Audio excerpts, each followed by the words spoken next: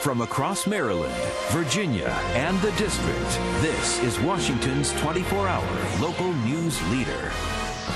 News Channel 8 Live This Morning starts right now.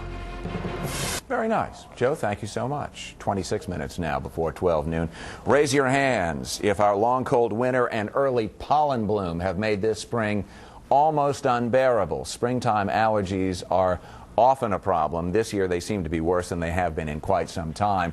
They're bad for you. It turns out they can be bad for your pet as well. Veterinarian Dr. Katy Nelson joins us live this morning with more on keeping Fluffy and whatever the doggies and kitties around the house a little less minimize, I should say, their pollen suffering. And we have to think about that because it's bad for us, and it can be very bad for them as well. Absolutely. I mean, we all know that, our pets are a essential part of our nuclear family. Yes. And if there is someone in the house that's itchy, it's going to be bothersome for everybody in the household. So the main three categories that these guys really suffer from are inhaled allergens, just like everybody else, just like all of us.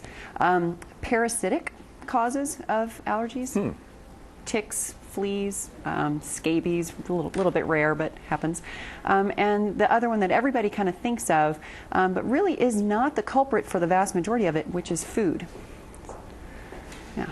If you've got a pet that suddenly seems to be rolling around on his or her back, maybe rubbing his or her face on the floor, or any number of things, itchy, generally uncomfortable, agitated, is that a pet that has allergies? It definitely could be. There are definitely other issues, other reasons for it, but allergies definitely would be way up there on the list. And I would definitely call your veterinarian and ask them and see what the next steps are. First thing to do at home, though, is think about, did I put my flea and tick prevention on this month? That's the number one thing that we all need to stop and think about.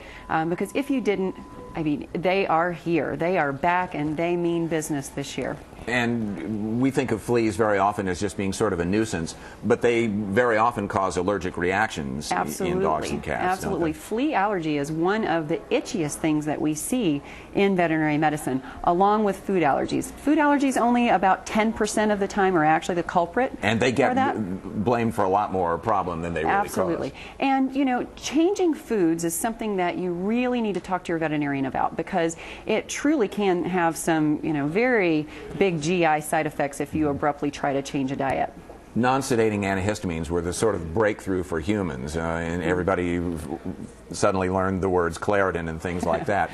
Are there similar effective medications for pets? Absolutely there are, and there's also other things that we can do at home rather than just throwing a bunch of drugs at these guys. There are definitely things that we can do at home as well. Therapeutic baths for these guys really can help a lot, because it tends to kind of flush out those hair follicles and decrease that itching threshold. They talk about washing your hair before you go to bed if you're a human to get the pollen out of it, if that's a problem for you. Same thing holds for the pets. Absolutely, and keep some baby wipes by the back door. I keep them there for a whole lot of reasons, but keep some baby wipes. If your dog is an itchy little dog, give them a quick wipe down when they walk in from outside, because you're not going to want to throw them in the bathtub every time they walk in, but you certainly can do something like that to minimize the pollen that they have. I can testify to the problem. Our Westie at home gets allergy shots every month, and it's made a huge difference in her quality of life. And as well as your quality of life. And exactly, keeping Mia happy is a full-time job sometimes. This is a good way to do it.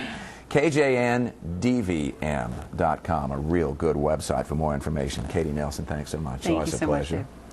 Up next, we're going to check the news and numbers from Wall Street. Generally upbeat assessment on the economy from the Fed chairman is bound to have had an effect on the markets. We'll look at that after this.